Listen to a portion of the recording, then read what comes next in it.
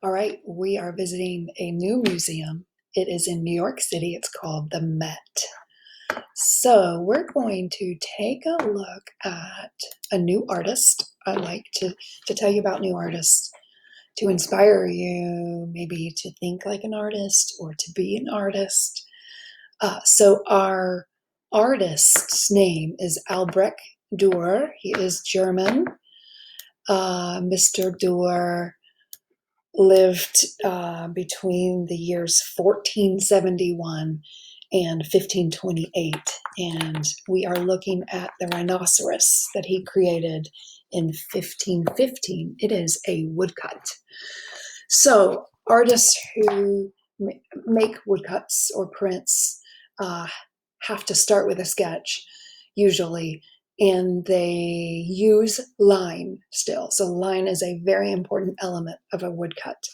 A little background on this artist, just so that you can feel like he's no different than you or me. He was born um, to a father who owned a goldsmith. So his father worked with metal. So Albert, at a young age, was able to make jewelry, statues, and pictures engraved in metal. So he was fortunate there to have this kind of upbringing. When he grew a little older, he started to travel and began to hang out with artists in Europe. And on his travels, he kept a drawing and watercolor sketchbook. He was the first artist to be meticulous to record his travels.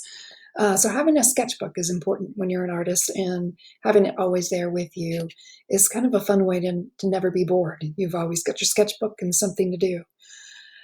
He was an artist who thought that art should be based on scientific observation. I love science, so making observations were fun for me in science class. As an artist, it was just kind of second nature. Let's see, he is known for depicting nature, so flowers, and such detail so that you could even know or see and experience the parts of a plant. Portraits that he created, people had clothing and hairstyles popular of the time, so very detailed. His animals were lifelike, with every feature in place.